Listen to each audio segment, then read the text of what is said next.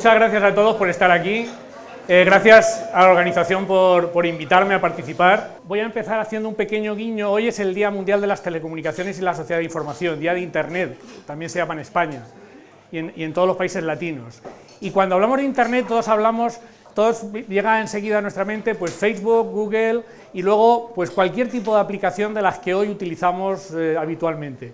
Sin embargo, es cierto que ha habido científicos e ingenieros que han sido capaces de posibilitar que esa Internet sea también el soporte de las aplicaciones que utilizamos.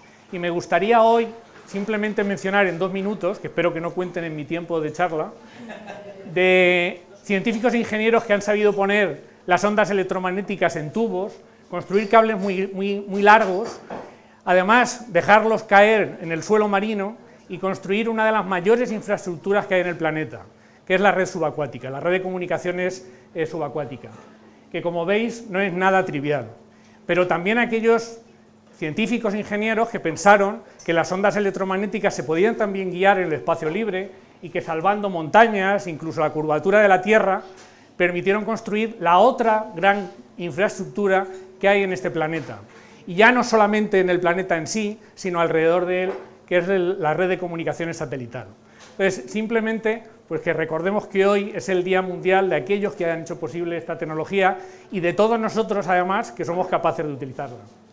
Y ahora pues voy a hablar de algo que tiene que ver, evidentemente, con las comunicaciones y que con el título de Nube y Niebla pues pretendía hacer un guiño a lo que está pasando hoy en día y a los problemas que tenemos de saturación muchas veces en el uso de las redes de comunicación. De hecho, una de las razones que me motivó a hablar de esto es probablemente este tráiler que habréis visto. ¿Hay voz? ¿No? No, en el vídeo ¿no hay voz en el ordenador? Bueno, lo sabéis el tráiler, ¿no? Ya dije yo que esto de subir tanto a la nube iba a traer problemas, ¿no? Y luego acaba diciendo aquello de el acabose, ¿no? Realmente es una visión catastrófica y apocalíptica, pero lo que sí es cierto es que hemos hecho de la nube un sitio que más que ser un repositorio de datos es un almacén de trastos viejos. Ya no subimos solo fotos, sino las subimos con el marco. ¿Y cuántos hemos subido las fotos de los viajes? Probablemente no haya ninguno que las subió las fotos de su boda, pero probablemente después de 20 años están allí y nadie las ha vuelto a ver, ¿vale? Un poco lo que tenemos que ser conscientes es que, de hecho, ese uso de la nube pues es lo que puede atraernos algunos de los problemas que vamos a ver más adelante. Primero voy a intentar centrar la atención en qué es esto de la nube. La nube no es sino un recurso compartido que nos facilita tener aquello que normalmente no tenemos. O sea, nuestro móvil no tiene almacenamiento, no tiene capacidad de cómputo y recurro a la nube. Mi ordenador no lo tiene. En movilidad soy capaz de acceder a recursos que normalmente no tengo accediendo a la nube. Y estos recursos compartidos están centralizados y nos permiten además colaborar y comunicarnos entre nosotros. De hecho, cuando pensamos en nube, todos en general pensamos primero en almacenamiento, en capacidad de poner cosas allí. Pero hay muchas más cosas que da la nube. De hecho, a nivel empresarial se utiliza para modelos de negocio que permiten utilizar software sin comprarlo, utilizar a un reducido coste pues aplicaciones que de otra forma sería imposible utilizar, pero también desarrollar software y lanzar nuestras propias aplicaciones a la nube sin necesidad de tener que soportarlas yo en mis propios ordenadores. Y por último, utilizar infraestructura. Utilizar infraestructura no solamente para almacenamiento, sino también para algo muy importante que es cómputo. Porque no hay nada más importante hoy en día que saber extraer información de la cantidad de datos y con esa información generar conocimiento que nos permita tomar decisiones. La nube ha funcionado muy bien y de hecho ha aportado grandes beneficios, sobre todo en el desarrollo de negocios. Ha permitido reducir los costes, tanto de uso como de gestión, ya digo, mediante alquiler y encargándose la gestión otro, flexibilidad, calidad de un servicio, y todo eso ha permitido también aumentar la eficacia de nuestras empresas, la competitividad y, en general, crecer la economía. Pero lo que es cierto es que por su propia naturaleza, de ser recursos compartidos y de acceso remoto, tienen algunos problemas. Y los problemas que tienen es que necesitamos una conexión de Internet para acceder a ellos siempre, y una conexión de Internet además de buena calidad, que el hecho de ser centralizado nos hace dependientes de alguien, tanto en fiabilidad. Si se cae hace unas semanas, Todos padecimos que WhatsApp desapareció durante un par de horas, ¿no? Y todos estábamos preocupadísimos. ¿Se recuperará esto? ¿Por qué? Porque dependemos de ese proveedor y nuestra dependencia ya, o sea, se ha hecho hasta vírica, ¿no? Es algo que nos tiene atenazados. Pero también en seguridad y en privacidad, como también hemos visto hace unos pocos días. Y el otro aspecto que es importante es que, al ser también centralizado, escala mal. ¿Qué significa que escala? Que cuando aumentan los dispositivos que quieren conectarse a la nube, se provocan problemas como veremos a continuación, de congestión en las comunicaciones, de consumo, etc. Bien, vamos a ver un poco un par de esos problemas. El primero es la conectividad. ¿Qué pasa cuando aparecen un montón de dispositivos que se quieren conectar a la nube? Pues aquí tenéis representado lo que pasa en un minuto en Internet. Y todos estos servicios que hay aquí están en la nube. Y lo de menos es que los mensajes que enviemos o que recibamos, o la cantidad de información que pongamos o no, sea mucha, válida o no válida, da igual. Son transacciones que necesitan de ocupación en la red y de espacio en la nube. Y además, para colmo, se nos ha ocurrido hasta conectar la sartén a la nube. O sea, hoy en día ya conectamos cualquier cosa y además decimos que por el mero hecho de estar conectado es inteligente. Y la única inteligencia que tiene es que sabe la temperatura y la manda a algún sitio, ¿vale? ¿Qué pasa? Que esto ha hecho que algunas consultoras estimen que en el año 2020 tendremos alrededor de 26.000 millones de unidades conectadas en red, que es una barbaridad. Quizá una de las cosas que ha hecho la tecnología es enseñarnos a tratar números gordos, ¿no? Antes yo me acuerdo que el millón era, bueno, pues el paradigma de número gordo, ¿no? Era, bueno, ya ahí no puede haber más. He ganado 1 millón de pesetas en la lotería, o hay 1 millón de personas, ¿no? O 1 millón de gracias, ¿no? Es el paradigma del número gordo. Ahora tenemos gigas, tenemos petas, tenemos hexas, iotas, que ya ponen tal número de ceros que prácticamente ni la vista los abarca. El caso es que estos 26.000 millones van a consumir recursos y van a necesitar conectarse en red. Y de alguna forma, esto que teníamos que funcionaba razonablemente bien, mandando unos y ceros, todos felices, yo pongo una foto, yo la dejo poner, se convierte en un mare magnum de tal calibre que con los mismos recursos que antes teníamos, pretendemos comunicar ahora también mi sartén, mi frigorífico, mi watch o cualquier otra cosa que se me ocurra. Y esto provoca un problema. Las comunicaciones son largas, tengo que ir a algún sitio a llevar las cosas y además son muchas. Hay muchas que quieren acceder a la misma autopista para comunicarse con la nube. Luego ahora, ese recurso que antes no sabía dónde estaba, que era virtual, sí me interesa saber dónde está. ¿Y dónde está? Pues aquí tenemos los CPDs de Google. Estos son los 15, bueno, son 13 realmente y 2 en construcción, que como veis están distribuidos normalmente en el hemisferio norte. Como estés en el hemisferio sur, tienes que mandar el dato allá, ¿no? Pero no solo eso, sino que además daros cuenta que la realidad es que cuando vamos de viaje y a la vuelta subimos a Google Drive nuestras fotos para compartirlas con nuestros amigos, pues resulta que se van a Seattle, ¿no? Y dice, ¿y qué pintan mis fotos en Seattle? Cuando mis amigos, los que se vinieron conmigo de viaje, están todos en Albacete, y además es que vivimos en el mismo barrio, ¿no? Pues ese es el problema del trasiego de información. Utilizo de una forma casi ridícula los canales de comunicación y sin necesidad, porque el uso se le va a dar en un entorno muy cercano y reducido.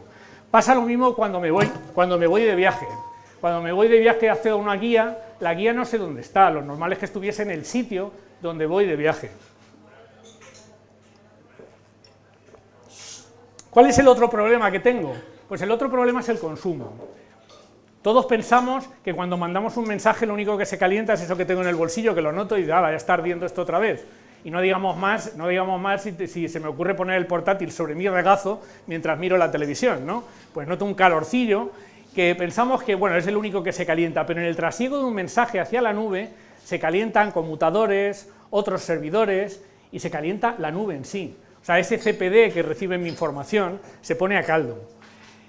De hecho, empieza a ser una preocupación por lo que significa de consumo eléctrico y de impacto en la huella de dióxido de carbono. Sabéis que ayer veíamos en una de las charlas, hablaba justo precisamente de la huella de dióxido de carbono y la preocupación que hay por la sostenibilidad de un sistema como este que consume mucha energía eléctrica. De hecho, los CPDs que hay ahora mismo en la Tierra se supone que consumen un 1,5% de toda la electricidad que consume el mundo. Fijaos lo que puede consumir una factoría, una fábrica, que es una burrada. Pues los CPD es el 1,5, pero todos los equipos informáticos ya superan el 2. Eso ha hecho que haya una cierta preocupación por la sostenibilidad y haya titulares como la nube es tóxica en sí misma, se desperdicia energía eléctrica, o dónde vamos a enchufar, hablamos del Internet de las cosas con mucha alegría, pero ¿dónde vamos a enchufar todo eso? ¿Seremos capaces de alimentar todo eso? ¿Seremos capaces, nuestro planeta será capaz de tener recursos para generar la electricidad suficiente para mantener un sistema como este?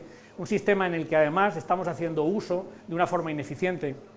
Bien, pues entonces ahora también me interesa, puesto que es un problema ligado al consumo, no solamente el dónde está, sino el cómo. ¿Cómo funciona realmente un CPD? Pues un CPD es algo así. Los hay de gran tamaño y de muy gran tamaño. Los hay de 100.000 metros cuadrados y los hay de 600.000 metros cuadrados, como hay uno en China.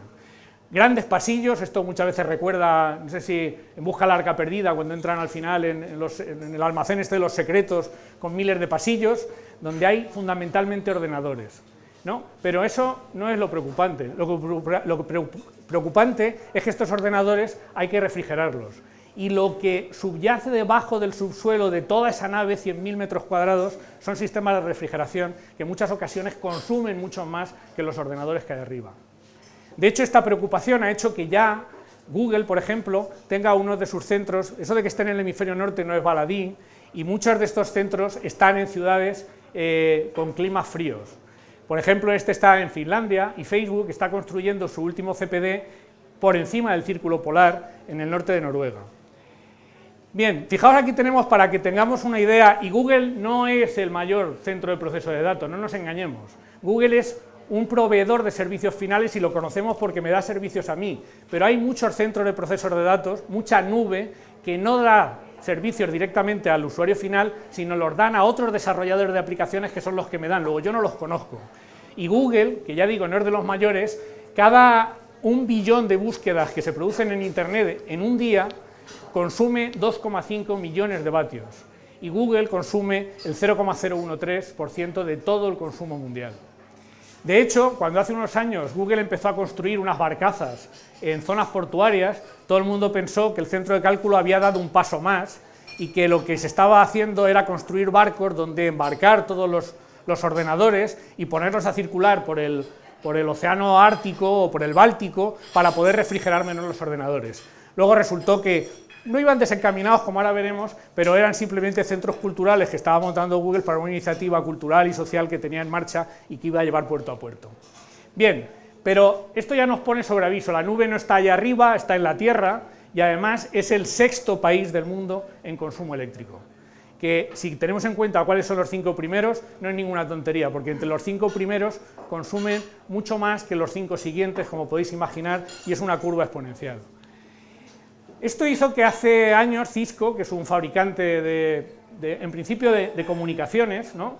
de routers de comunicaciones, muy famoso, pues plantease un nuevo modelo de computación que llamó computación en la niebla.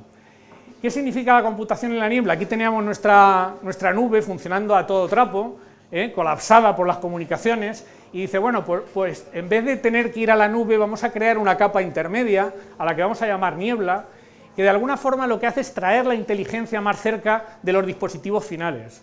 Y no solamente traer la inteligencia, sino dar servicios de almacenamiento, dar servicios de procesamiento rápido, ¿no? En vez de tener que ir hasta allá y volver, en vez de tener que ir a Seattle y volver, y además también de gestión de las comunicaciones para que si yo mando un mensaje a mi vecino con el que estoy sentado al lado, jolín, ese mensaje no vaya primero a Seattle para que luego lo recoja, ¿no? Este sistema intermedio es similar a cuando tenemos algo que usamos mucho, lo guardamos en el cajón de la mesilla y no lo subimos al trastero. Nadie sube al trastero aquello que va a utilizar mucho, nadie manda a la nube algo que va a utilizar al día siguiente. Eso se compone de, además, veis una serie de nodos, unos más grandes, otros más chiquititos. ¿Cómo son esos nodos que hay ahí intermedios? Bueno, pues hay una visión muy natural, que es que sean pues muy similares a la nube de arriba, sean nubecitas, ¿no? Y de hecho, eso es lo que intenta Microsoft. ¿Cómo lo intenta? Pues creando pequeños centros de proceso de datos que meten submarinos y echa al mar, ¿vale? ¿Por qué? Pues porque el echarlos al mar permite una refrigeración muy rápida, sobre todo en aguas frías, y además está comprobado que la mayor parte de la población mundial está muy cerca de zonas costeras, con lo cual ese nodo intermedio se sitúa muy cerca del usuario final, de los dispositivos finales. Pero de todas formas ese no es el problema es que ahora estamos hablando de ciudades inteligentes, y las ciudades inteligentes mandan mucha información, muchos mensajes que además son puntuales, son muy pequeñitos, realmente no se necesitan almacenar en grandes sitios, y probablemente el procesamiento es cuando ya hay muchos. Entonces, ¿qué pasa con todos esos mensajes que además requieren atención rápida? Si queremos gestionar el tráfico de una gran ciudad, no me vale con coger los datos, mandarlos a la nube, procesarlos y al día siguiente ya el caos está montado, ¿no? Lo que quiero es tener capacidad de procesamiento rápido y cercano. Y entonces esto es lo que plantea que en estos otros dispositivos chiquititos que hay aquí, en estas estrellitas, busquemos una alternativa a ese centro de procesos de datos general. Y esos nodos en la niebla es los que se hacen fundamentalmente con hardware. Y me podéis preguntar, bueno, pero esto del hardware, lo de antes también es hardware, ¿no? Los ordenadores y tal. Me vais a permitir que, en principio, intentemos diferenciar lo que es hardware y software, que muchas veces no lo tenemos suficientemente claro. Por supuesto, los que seáis del gremio, yo creo que suficientemente claro seguro, pero vamos a hacer esa pequeña reflexión. Supongamos un procesador, vamos a quitarle la carcasa a nuestro hardware, que siempre va unido a un software, a nuestro programa Word o lo que tengamos en casa, ¿vale? Y vamos a analizar el procesador. El procesador por dentro son una serie de unidades funcionales que hacen unas operaciones básicas y que depende cuántas veces las hagan, en el orden en el que las hagan, pues hacen una funcionalidad, tienen una funcionalidad distinta. Y esa funcionalidad distinta se lo dice aquel que pone en orden las operaciones y que decide cuántas operaciones que hay que hacer. Y ese programa lo que permite es que ese procesador unas veces pues haga procesamiento de vídeo, me deje ver una película, otras veces haga encriptación de datos, otras veces simplemente gestión de comunicaciones. Pero esto es algo similar a, yo no sé si conocéis a esta persona, si sois gusta del atletismo, es Gómez Noya. Gómez Noya es una máquina perfecta, pero de propósito general, es como un procesador Intel. ¿Por qué? Porque se comporta muy bien nadando, corriendo, montando en bici. De hecho, se comporta tan bien haciendo esas tres cosas que juntas ha conseguido varios títulos mundiales. Pero, ¿qué pasa si yo solo quiero montar en bici? Pues probablemente aquí vamos a tener un problema quizá de comprensión, no por la parte científica, sino porque estoy delatando mi edad. Y no sé si conocéis a este señor de ahí de amarillo, que es un señor que se llama Miguel Indurain. He ido, digamos, a mis referencias, ¿no? Este es Abel Antón, 2 veces campeón del mundo de maratón, y bueno, para conseguir un campeón de natación nacional, pues me he tenido que venir más cerca, pero curiosamente no había nacido cuando los otros dos ya ganaban títulos, pero bueno, forman un buen equipo, ¿no? Entonces, cuando quiero solo correr, me voy a Abel Antón, cuando quiero nadar, me voy a Mireia, o cuando quiero montar en bici, me voy a Indurain. Porque, en el fondo, cuando tengo que hacer algo muy específico y de una forma muy eficiente, tengo que buscar alternativas a ese procesador general. Tengo que buscar un procesador que solamente gestione muy bien los gráficos, uno que haga solo criptografía y otro que haga solo gestión de comunicaciones. Estos dos, simplemente, porque también me gusta hablar de mi libro, los hemos hecho en el laboratorio en la universidad. ¿Vale? Entonces, fijaos pero ahora bien, a este criptógrafo no podemos programarlo, no le digas que haga otra cosa que no sea criptografía, no tires a Miguel Indurain al mar y di a la nada, no esperes que consiga grandes récords, ¿no? Probablemente todo lo contrario, ¿no? No le pidas cosas nada más que aquellas que realmente sabe hacer. Y de hecho, si miramos qué es lo que hace un procesador de propósito general, es una secuencia de instrucciones que a golpe de reloj va secuenciando y va haciendo una detrás de otra, poquito a poquito, y eso le permite pues, hacer varias cosas, ¿no? Nadar, hacer correr y montar en bici. Pero además hay una capa que es lo que le da flexibilidad realmente a mi procesador, que se llama sistema operativo, que es eso que se come absolutamente todo lo que seamos capaces de ponerle. Es decir, compramos ordenadores más grandes y a más velocidad simplemente para ejecutar un sistema operativo, porque lo demás no es así. Entonces, fijaos que mi reloj me va marcando el paso y lo hace a una determinada velocidad según el control del programa. Y la única forma que tengo de que esto vaya más rápido es dándole más caña al reloj. Es decir, tengo que coger a Gómez Noya, propósito general, y si quiero que corra como Abel Antón, le tengo que aumentar el ritmo cardíaco, subirle la capacidad pulmonar, como sea, y ponerlo a todo gas, que eche la lengua afuera. ¿Y eso qué significa? Mayor consumo, no funciona bien, no es lo apropiado, ¿no? Fijaos que si a una enzima, todo esto que tengo aquí, resulta que le quito la parte que no me interesa, que es la parte esa amarilla, y lo llevo a un circuito de propósito específico, pues entonces consigo incluso paralelizar todas las tareas si consigo meterlas en el mismo sitio. Porque claro, tener a los tres funcionando al mismo tiempo, fijaros, ya no es correr un triatlón, no es que uno corre primero, el otro después y el otro después, es que los pongo a los tres a hacer la misma tarea al mismo tiempo, porque tengo tres recursos, ¿vale? Entonces fijaos, y por eso era también el coger a ellos tres, porque los tres corrieron un triatlón hace un tiempo, y evidentemente consiguieron, a pesar de las diferencias de edad, una muy buena marca, porque están especializados cada uno en cada una de las tareas que requiere una carrera como el triatlón, una prueba como el triatlón. Pero vamos a dar un paso más adelante. Tenemos mi circuito puramente hardware, este que digo que es muy específico, que sabe hacer solo una cosa.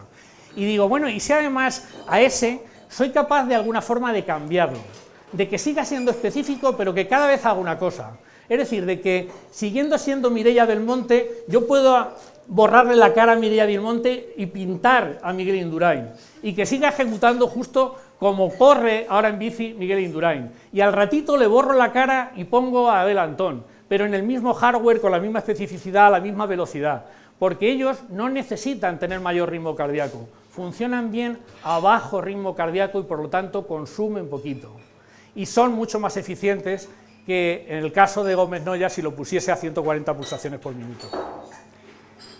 Y eso es lo que se llama un dispositivo lógico reconfigurable, y es una de las cosas en las que trabajamos hoy en día para aportar especificidad, eficiencia, rapidez, bajo consumo a tareas muy concretas, y son los futuros nodos en la niebla.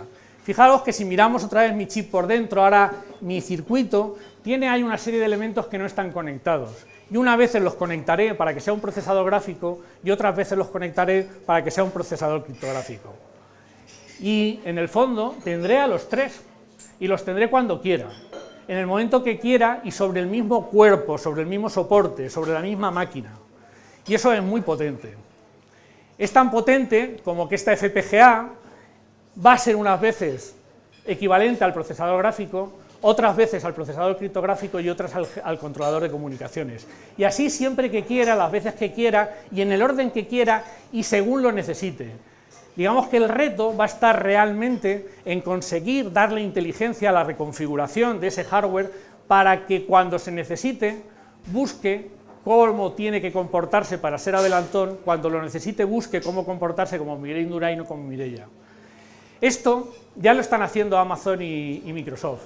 De hecho, Amazon, una de las cosas que ofrece, aparte de vender libros, y que es con lo que empezó, y vender ya de todo, lo que ofrece es computación. Es decir, sus grandes máquinas la pone al servicio de aquellos que quieren computar datos. Y esa computación la hacen con FPGAs.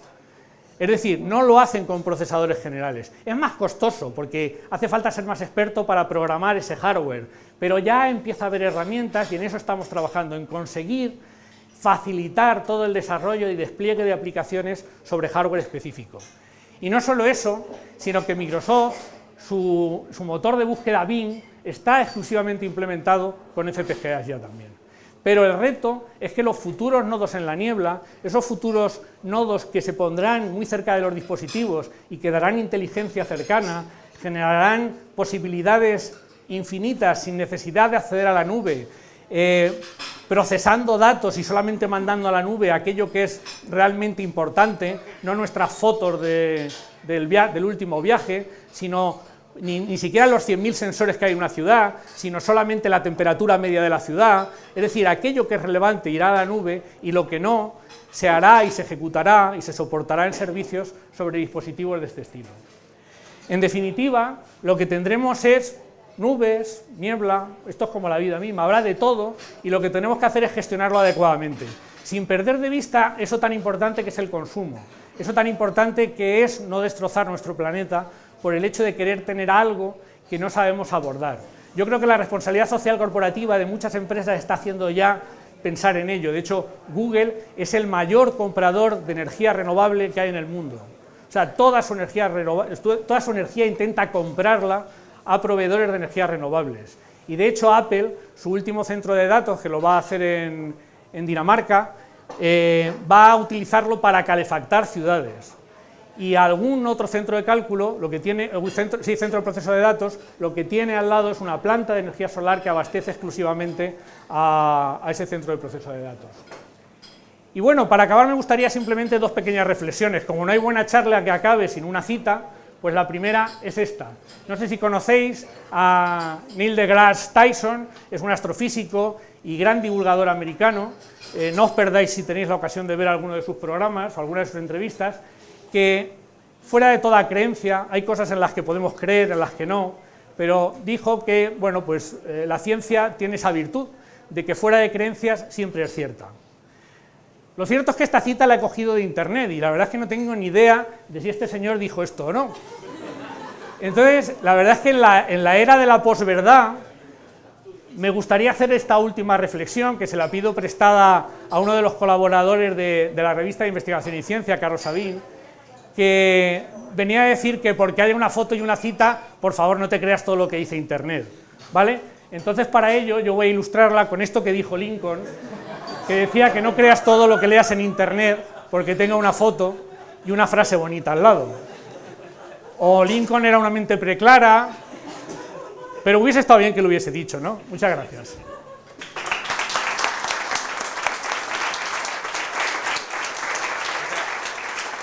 Muchas gracias, Juan Carlos. Bueno.